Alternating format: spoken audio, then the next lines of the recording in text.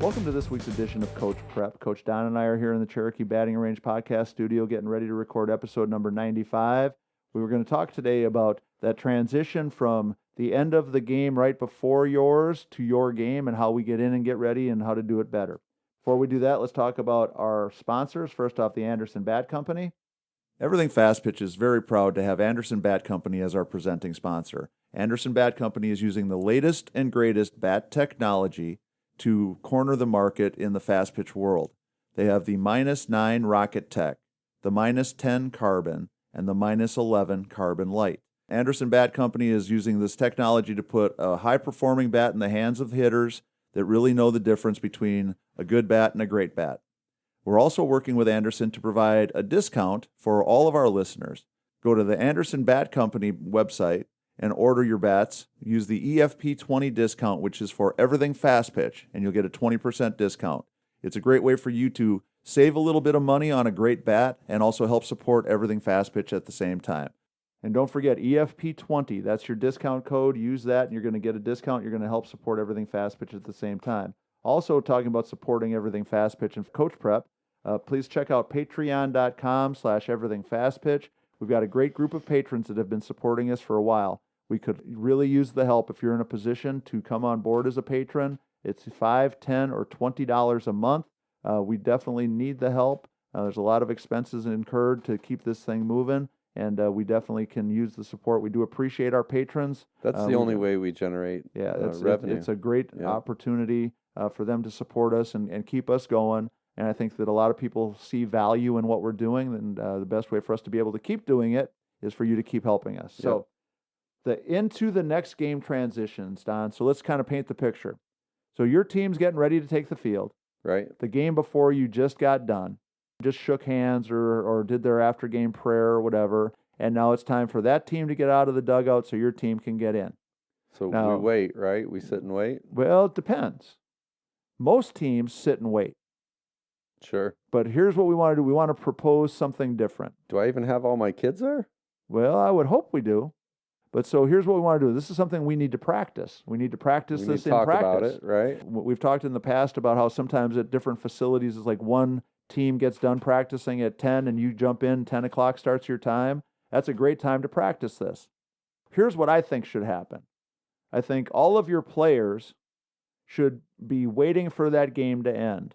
And before those kids are even in the dugout, packing up, cleaning up, and getting ready to get out, I think our team should be out on the field, in the outfield, throwing if they need to, or starting to take some ground balls, and outfielders taking some fly balls, so that we can start getting ready to play. So that we can get in 10, 15, 20 balls very quickly before the start of the next game, so our kids are really warmed up and ready to go. As soon as we get done warming up, while the home plate meeting is going on, that's a perfect time for us to then grab our bags, move in. The dugout's already cleared out because the other team's long gone now. Hang your bag up, get your stuff organized, and get ready to go. And then that way we've got an organized, systematic way of transitioning so that by the time the game actually starts, we're really ready to play it. So I like what you're saying, Tori, and again, to have a plan is the most important part. When that game before us is over, we want to be, I guess, very respectful to not hinder their movement to exit the dugout. But why not take some ground balls, fly balls, box drills, all those things down the line away from them, and then give them plenty of time to clean up and exit the dugout. And then, like you said, it'll be completely clear. We'll have even more, maybe even line drill, ground balls, whatever it might be. More preparation for that next game, right? Right. Well, and just think about the trade-off. So if we follow Plan A, the one we just discussed, before the other team's even in the dugout, we're already in the process of getting ready. They're gathering their stuff. We're already in the process of getting ready. While they're packing up, picking up, we're already hitting ground balls. We're already hitting fly balls. We've got pitchers warming up down the side, whatever it is that needs to be done. And so by the time they're out of the dugout, and it's time for the coaches to do the home plate meeting, we've already got our team fired up, warmed up, and ready to go.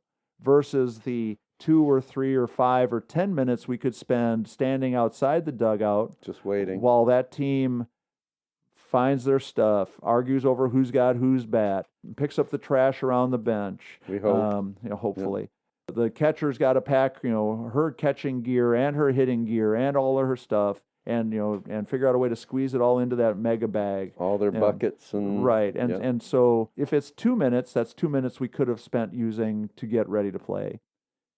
If it's 10 minutes, that's probably the difference between us getting any time on the field to get ready to play or no time at all. That 2 minutes is 15 ground balls. Right. And 10 minutes is about typically how long it takes for the umpire to grab a drink of water and try to get the next game going, because they want to keep things moving as quick as they can.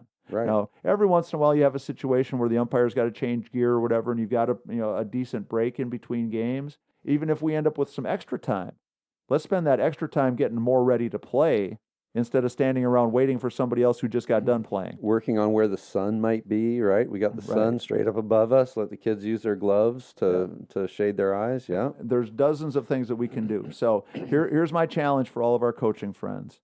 Practice this. Get better at it. Have a plan in mind so that your players know for sure exactly what to expect. So the next tournament you're playing in, you get that extra 2, 3, 4, 5 minutes of preparation time right before you're ready to play. Kind of compare and contrast how it feels, how your kids are playing, how quickly they're ready to play well, versus the old days of, well, let's stand around and wait for 10 minutes, and then let's, as Stan said, homestead our little space, make sure we, stake out our spot in the dugout, make sure that we've got all our stuff hung up just right, and then we're rushing around to try to get a couple of ground balls in or throw a couple of practice pitches before the game's going to start. I'm seeing outfielders take a quick jog, see what kind of fence line issues there might be. Are the fences turned up back out there? Or the fence is nice and tight for outfield play? There's all kinds of things. Yeah, no, and every minute that you can spend on preparation is a minute that could pay off for you on the field. And way more useful than the standing around watching some other team pack up their stuff while you wait to get into the dugout. Yeah, no doubt. So there's our challenge, coaches. I want you to try it and then give us some feedback. Let us know if it's making a difference.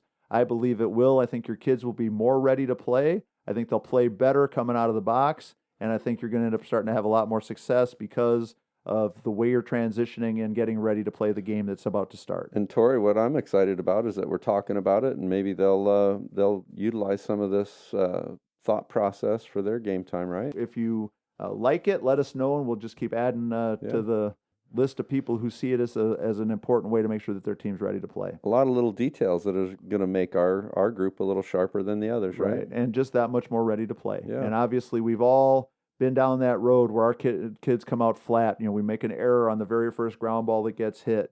The pitcher's not quite warm enough, and she hangs a fatty, and it gets hit into orbit.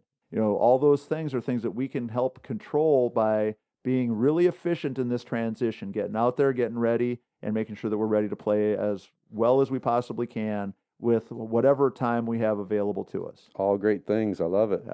So, all right. So that's going to wrap up 95. Please make sure that you reach out to us with ideas, suggestions, or comments at everythingfastpitch@gmail.com or fastpitchprep@gmail.com. Make sure you check out the fastpitchprep.com website. Order your Square Cuts training discs there, $49.95 a dozen. Also have hundreds of blogs and hundreds of videos. Make sure you check out everything on the fastpitchprep.com website. Also check out our Facebook page. We're getting a ton of traction. Stan keeps posting really interesting blogs that I've written that people like to either pat us on the back and say, oh, that's nice, or argue and think that that's crazy, but either way, we like it. It helps you stay in the mix with us, right? Absolutely.